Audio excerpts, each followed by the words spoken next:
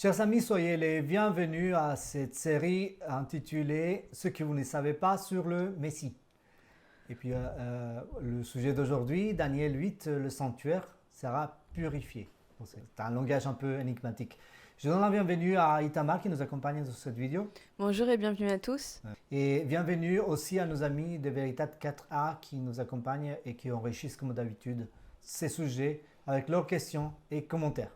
On va commencer le sujet d'aujourd'hui, mais on va parler un peu du sujet de la semaine dernière. On avait traité Daniel chapitre 9. Vous allez me dire, mais le sanctuaire, qu'est-ce que ça a à voir avec le Messie? Alors, on va découvrir dans le sujet d'aujourd'hui. On va commencer par cette image qu'on avait travaillée lors de la dernière vidéo et qui nous montre cette période qui a été décrite dans la prophétie de Daniel. Donc Daniel chapitre 8, versets 13 à 14. On le relit pour faire un petit récap. Et j'entendis un saint qui parlait et un autre saint dit au personnage qui parlait.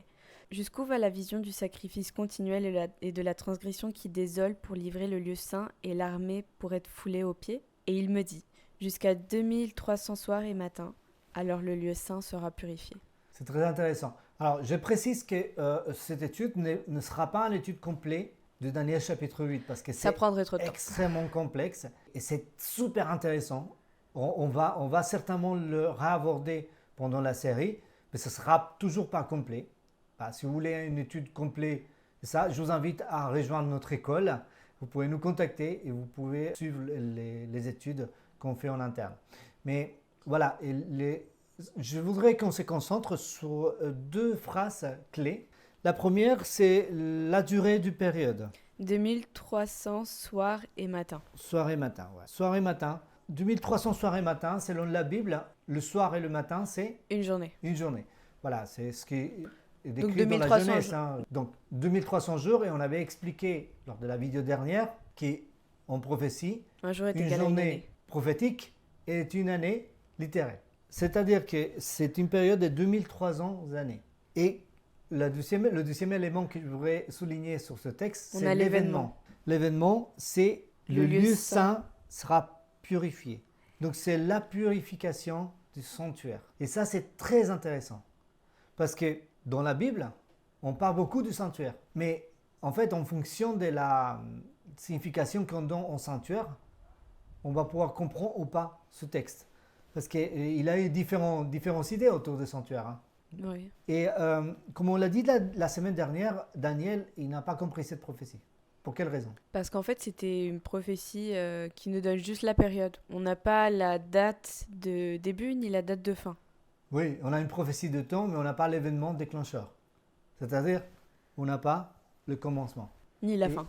Et si on n'a pas le commencement, on n'a pas la fin. On a la période, parce que si on a le commencement, avec la période, on peut calculer la fin. Mais si on a la fin, on peut aussi calculer le début avec la période. Mais ça n'arrive jamais en prophétie. Oui. C'est que la prophétie va donner toujours un point de départ. Et ce qui est intéressant, si on revient au texte qu'on avait partagé dans la dernière vidéo, dans Daniel chapitre 9, on ne va pas le relire en entière, mais ce commencement de cette prophétie Daniel 9 est dans le verset 25, qui dit de la parole pour rétablir et rebâtir Jérusalem. C'est-à-dire le décret d'Exercès pour la réédification de Jérusalem. Et on comprend que cette prophétie fait partie de la prophétie de Daniel 8. Oui, dans la Bible, ils sont séparés par chapitre.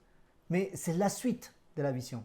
Et on dit que ces 70 semaines, c'est-à-dire 490 jours ou années, c'est-à-dire coupé. Donc déterminer, c'est couper. Dans l'original hébreu, on utilise le mot khatar. C'est le terme qui est employé dans l'original. Et la traduction la plus directe, la plus simple, c'est couper. C'est pas retrancher? Retrancher. Non, retrancher, c'est un peu arraché. Mais là, c'est découper. Découper. Ok. Donc, du coup, on comprend que ces 70 semaines-là, aux 490 années, font partie de cette période de 2300 soirs et matins, ou 2300 années. C'est-à-dire que le commencement est commun pour les deux. Et l'histoire nous dit à quel moment ce décret a été donné. C'est la réponse que Daniel attendait. Exactement. Parce qu'il a prié. C'est pour ça qu'il n'avait pas compris et il a prié pour ça. Oui, il a demandé de l'aide pour réussir à comprendre. Et dans le texte d'histoire, on trouve que c'est l'année 457 avant Jésus-Christ. Et là, on avait calculé la semaine dernière que si on prend cette date de départ avec les périodes prophétiques, on peut arriver aux différents détails de la prophétie et que l'histoire corrobore la véracité de cette prophétie. Donc c'est très intéressant parce que cette prophétie en elle-même, elle constitue une preuve que Jésus est le Messie biblique. C'est une preuve. Mais si on revient à notre sujet, si on prend cette prophétie de Daniel chapitre 8 et qu'on donne la date de départ des 457, on peut calculer comment on prend 2300, c'est 2300 années, et on va soustraire 457 années, 1843. 43. Mais on avait expliqué dans la vidéo précédente qu'il y a un problème mathématique quand on passe à travers l'année 0. Parce que avant l'année, en fait, on avait l'an 1 avant Jésus-Christ, et ensuite on est passé tout de suite à l'an 1 après Jésus-Christ. Et l'année 0, ça n'a jamais existé. Et comme elle n'existait pas, il va se rajouter aux années avant Jésus-Christ. Donc il va soustraire. Et pour équilibrer cette erreur, ce n'est pas une erreur mathématique, mais c'est qu'on utilise aujourd'hui les chiffres arabiques, mais à l'époque où on a fait le calendrier grégorien, on utilisait les chiffres romains pour calculer. Et dans les chiffres romains, il n'y a pas de zéro. Donc il n'y avait pas de problème avec ça. Mais nous, quand on utilise les chiffres romains, ça nous pose un problème de calcul. Donc pour équilibrer ça, on fait plus 1 et ça met donc 1844. Et c'est très bien parce qu'on a l'année d'arrivée, l'année de fin de cette période, ou plutôt l'année du commencement d'un processus, qui est l'année 1844, c'est cette année. Et on peut même avoir la date précise, parce qu'on sait à quelle date ce décret a été promulgué. C'est le 22 octobre 1844. Le décret, il a été promulgué, le décret d'Exercès. Donc c'est du 22 octobre 457 au 22 octobre 1844. Exactement. Et vous allez me dire, mais 1844, c'est déjà passé. Ça veut dire qu'on est en plein dedans. Eh oui, on est en plein dedans. C'est-à-dire qu'aujourd'hui, nous sommes dans ce processus, exactement dans ce processus, qui commence avec des événements. En fait, la purification sanctuaire, ce n'est pas un point dans l'histoire. C'est un processus. C'est un processus. Et on est là-dedans et ça va arriver à quelque chose. Parce que c'est jusqu'à 2300 soirs et matins. Et alors ? Et alors, oui. Donc c'est juste après les 2300 soirs et matins, donc les 2300 années, que commence le début du processus de purification. Exactement. Et on peut dire que le 22 octobre 1844, c'est la fin d'une période prophétique et le début d'une autre.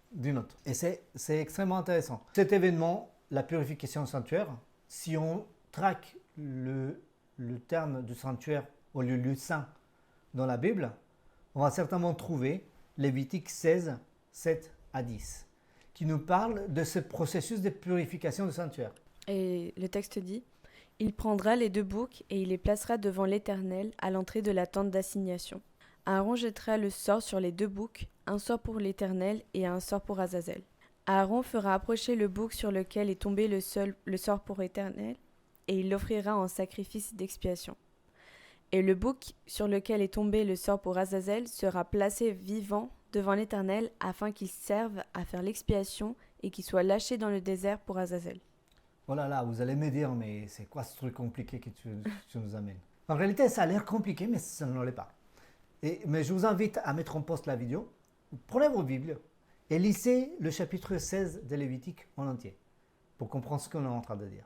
Mais allez, je vais vous aider un peu. Je vais vous expliquer ce qui se passe le jour de l'expiation dans le sanctuaire. Et là, alors là, on ne parle pas du temple de Jérusalem, bien que les rituels étaient les mêmes. Mais là, on est en train de parler du sanctuaire qui avait le peuple d'Israël. Quand ils étaient dans le désert. Exactement, ils étaient errants dans le désert. Donc, ils avaient un sanctuaire qui était mobile. Et donc, je vais vous expliquer en détail ça. Donc, on voit ici une représentation, un plan du sanctuaire. Donc, la première partie de ce sanctuaire était la cour, qui était la partie extérieure. Et dans cette cour, il y avait des éléments importants comme l'autel des offrandes et aussi la fontaine où les sacrificateurs se lavaient les mains et les pieds avant d'entrer dans le sanctuaire. Mais on va se focaliser, là dans cette étude, sur ce qui s'est passé à l'intérieur. Et donc là, on a le lieu saint et le lieu très saint. Okay? Et il faut savoir que dans le rituel du sanctuaire, le prêtre ne pouvait pas rentrer tous les jours dans le lieu très saint. Seulement une fois par an. Okay? Une seule fois par an. Et comment ça se passait? Alors, on va expliquer d'abord ce qui se passait tous les autres jours de l'année. Donc, quelqu'un commettait un péché, faisait quelque chose qui n'était pas bien, il ramenait un agneau. C'est pas un cafard, hein, s'il vous plaît. Je dessine vite fait, donc voilà. Cette personne, il ramenait cet animal, il faisait quoi? Il le sacrifiait. Et le sang était ramené par le prêtre et était aspergé sur le rideau qui séparait le lieu saint du lieu très saint. Et de cette manière-là, le péché était transféré du pécheur à l'animal et de l'animal à travers le sang était transféré dans le sanctuaire. Mais c'est un symbole là. Ensuite, c'est ce qui s'est passé toute l'année. Ça veut dire que pendant toute l'année, tout le péché du peuple d'Israël était dans le sanctuaire. Et ça polluait le sanctuaire. Donc il fallait purifier le sanctuaire une fois par an. Et ce rite de la purification, c'est ce qui est décrit dans Lévitique 16. Et comment ça se passait? On va mettre ça en parenthèse. On arrivait avec 2 boucs. Et donc le sacrificateur, il jetait des sorts entre les deux. Il y en avait un qui était choisi pour Azazel. On va expliquer ce que c'est l'Azazel. Et l'autre était pour Dieu. Ok? Donc il y a un truc intéressant. Celui qui était choisi pour Dieu, on le sacrifiait. C'était pas à ce stade un sacrifice pour le péché. Mais il était sacrifié et son sang servait à faire expiation sur le propitiatoire. Et le propitiatoire était le couvercle de l'arche. Il y avait quoi dans l'arche? Il y avait la manne, la barre d'Aaron et la tablette des 10 commandements. Ouais, le bâton d'Aaron, oui, et l'étape des 10 commandements. Oui. Donc, tous ces 3 éléments, ils ont une signification spéciale. Donc, la manne, c'est quoi? La manne, c'est le soin de Dieu pour son peuple. Oui. Le bâton d'Aaron. C'est le sacerdoce. Ça représente le sacerdoce. Et les tables des 10 commandements. C'est le caractère de Dieu. Ça représente le caractère de Dieu qui est offensé par nos péchés. Donc, du coup, le pécheur, lui, il avait enfreint la loi de Dieu. Ses péchés arrivaient dans le rideau, mais une fois par an, étaient nettoyés, tous ses péchés, à travers le sang du bouc qui était choisi pour Dieu. D'où le terme bouc émissaire. Donc le prêtre sortait du lieu très saint, il traversait le lieu saint, il traversait la cour et il sortait, lui il était là, le prêtre, sur le bouc pour Azazel. Et ensuite on faisait quoi de ce bouc? On l'envoyait au désert. Il était envoyé au désert. Et ça, tout ça, c'est symbolique. En fait, ces animaux qui étaient sacrifiés, ces éléments, eux-mêmes, ils ne pouvaient pas nous sauver du péché. Mais ça symbolisait l'œuvre du Messie dans un sanctuaire réel. Parce que là, c'était un symbole du sanctuaire. Parce que Moïse, quand il a construit ce sanctuaire, on lui a dit, fais comme le modèle qu'on t'a montré. C'est-à-dire que le vrai, il se trouve au ciel.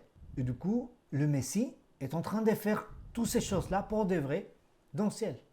Et les enfants d'Israël devaient comprendre cela. C'est pour ça que le sanctuaire est en relation avec l'œuvre du Messie. Parce que le Messie, il œuvre dans le sanctuaire. Il œuvre pour nous. Pour beaucoup de chrétiens, oui, Jésus a donné sa vie pour nous sur la croix. C'est vrai. Et c'est un élément extrêmement important. D'ailleurs, la croix, on la trouve ici. Hein. C'est l'autel des offrandes. C'est là où Jésus a donné sa vie. C'est là que les sacrifices étaient consommés. Mais c'est pas que ça. Il y a beaucoup plus. Et aujourd'hui, le Messie est en train de faire le nettoyage du sanctuaire. Donc on avait dit que ça a démarré cette période en 457 avant Jésus-Christ et ça se terminait en 1844, en octobre de 1844. Et à partir de 1844, le 22 octobre 1844, commençait ce processus de purification. Et c'est très intéressant parce que ce processus de purification, c'est quoi? Aujourd'hui, ou même avant Jésus-Christ, quand on commettait un péché, on demandait à Dieu de nous pardonner. Avant Jésus-Christ, il fallait offrir un agneau. Il fallait faire une offrande. Pourquoi? Parce qu'il fallait manifester sa foi dans le Messie qui n'était pas encore venu. Donc on était pardonné en anticipation. Mais en fait, ce pardon était en attente. C'est-à-dire que nos péchés allaient dans le sanctuaire et ils s'attendaient que le Messie arrive. Après Jésus-Christ, aujourd'hui, nous, Quand on commet un péché, on fait quoi? On demande à Dieu de nous pardonner. Et on demande à Dieu de nous pardonner au nom de Jésus, c'est-à-dire sous le mérite de son sacrifice pour nous. Et à ce moment-là, qu'est-ce qui se passe avec nos péchés? Ils vont aller dans le sanctuaire. Mais ce rideau qui séparait le lieu saint de lieu très saint dans le sanctuaire d'Israël, ça représente quelque chose. Ça représente les livres qui sont dans le ciel, dans lesquels sont écrits nos actes, mais aussi notre acte de contrition. C'est-à-dire, quand on demande pardon, c'est écrit qu'on avait demandé pardon. Mais qu'est-ce qui s'est passé en 1844? On a commencé le jugement, parce que c'est un jugement, pour savoir s'il vit ou pas, s'il va vivre éternellement ou pas, dans le jugement des morts. On a commencé à juger les morts. Donc Dieu a commencé à juger les morts. D'accord. Et le premier mort a été jugé, c'était qui? Abel. C'était Abel, c'est le premier mort. Et on voit le cas d'Abel, j'imagine, non? Comment ça s'est passé la chose? On voit le cas d'Abel et il a été analysé et on a vu qu'il a commis des péchés mais qu'il s'est repenti et qu'il a manifesté sa foi en offrant un agneau en sacrifice pour le péché. Et on voit qu'il s'est repenti et qu'il est mort par sa foi. Et donc, du coup, on va mettre un OK. Abel, OK. Il peut avoir la vie éternelle. Et ainsi de suite. Adam et Ève et tous les autres qui sont morts depuis, ils ont été jugés, ils sont en train d'être jugés. Mais un événement dans l'histoire qui marque le commencement du jugement des vivants, de ceux qui sont en vie. Et le jugement des vivants a déjà commencé. Les prophéties nous l'indiquent. On va étudier le comment, le pourquoi. Vous devez faire confiance là, à ce stade-là, parce que dans la suite de cette série, on va expliquer tout ça. Parce que ça, c'est en relation avec le Messie, ce qu'il est en train de faire. Et ce processus de purification va se terminer comme le jour de l'expiation, pour les Juifs, Yom Kippour, avec la deuxième venue de Christ, la deuxième venue du Messie. Et il va venir pourquoi? Expiation. Comme le prêtre faisait dans le sanctuaire, en Lévitique 16, poser tous les péchés qui ont été retirés du sanctuaire sur la tête de celui qui les a insinués, celui qui a tenté ses enfants pour les faire, sur Satan. Et Satan, il va être abandonné dans le désert avec les péchés. Il va être en vie. On attend d'être jugé. Mais le désert, c'est pas un vrai désert. Hein. Voilà, tout ça c'est symbolique. Le désert, c'est un symbole. Quoique si, c'est un peu un désert. Hein. Je vous invite à essayer de comprendre ces sujets dans l'optique de la méthodologie. La méthodologie biblique nous dit que ce sont des symboles qui représentent quelque chose d'autre, okay? Et qui ne sont pas identiques. Donc voilà, jusque-là, je pense que j'ai soulevé plus de questions que de réponses. Quelque part, c'est l'objectif de ces vidéos. On va essayer de tout aborder pendant la série. On est parti pour une longue aventure. Mais en tout cas, c'est avec grand plaisir.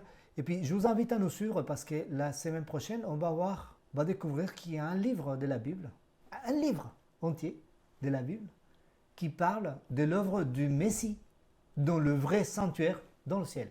Et on va voir ce qu'il est en train de faire pour nous et comment il le fait. Et donc, je vous invite à nous suivre. Mais avant cela, on va consacrer un instant pour des questions et des réponses. Ok, donc on a 2 questions de la part de Doris. La première, c'est: y a-t-il un événement qui marque le commencement du jugement des morts et des vivants? Oui, certainement. C'est une question très intéressante. Ça ne sert à rien que je vous donne les informations maintenant, parce qu'il faut étudier la prophétie pour comprendre cela, sinon ça va avoir aucun effet. Mais il y a des événements qui ont marqué le début du jugement des vivants. On parle de l'accomplissement, le début d'une autre prophétie qui se trouve dans l'Apocalypse, la prophétie du 4e ange, le message du 4e ange, qui commence à faire son travail de purification. D'accord. Et la deuxième question, c'est: pourquoi tirer au sort sur les boucs? Oui, c'est une question qui a été souvent posée quand on parle de ce sujet. En fait, la Bible dit que les humains, les hommes tirent au sort, mais la réponse appartient à Dieu. Et ça fait référence à une pratique qui était courante dans le sanctuaire, qui fait partie de la loi rituelle, où quand il fallait laisser Dieu décider sur quelque chose, on tirait au sort et c'est Dieu qui a influencé le sort pour qu'il tombe sur la bonne décision. Et c'est une manière de laisser Dieu décider quel animal allait représenter qui. Mais ça ne va pas plus loin. Ça ne veut pas dire qu'il faut jouer au loto. Hein. Non, ça ne veut pas dire qu'il faut jouer au loto parce que ça n'a rien à voir. Mais ça veut dire que le bouc qui représentait Dieu était choisi par Dieu et celui qui représentait Azazel ou Satan était choisi aussi par Dieu. Voilà. Mais après, c'est surtout l'œuvre de chacun. Donc il y en a un qui est sacrifié pour le péché, pour purifier le sanctuaire, et l'autre qui vient représenter Satan et ce qui va lui arriver bientôt quand l'œuvre de rédemption sera terminée. Donc voilà les amis, toutes les bonnes choses ont une fin. Là on termine cette vidéo. J'espère que ça vous a plu. Puis une fois de plus, si ça vous plaît, n'hésitez pas déjà à vous souscrire à la chaîne si vous ne l'avez pas déjà fait et à nous donner un like. C'est une manière très efficace de nous soutenir. Mais aussi à partager avec vos amis et vos collègues, votre famille, sans modération. En tout cas, merci beaucoup. Merci à Itamar qui nous a accompagnés pendant cette vidéo. Merci à nos amis de Veritat 4A qui nous ont accompagnés pendant l'enregistrement. Et puis, une fois de plus, si vous voulez assister à l'enregistrement de ces vidéos, n'hésitez pas à nous contacter. On vous enverra le lien pour que vous puissiez vous connecter et partager avec nous ce moment et aussi poser vos questions et faire vos commentaires. Que Dieu vous bénisse. On se voit dans 2 semaines avec la vidéo suivante et que Dieu bénisse surtout votre curiosité. À la prochaine. Bye bye.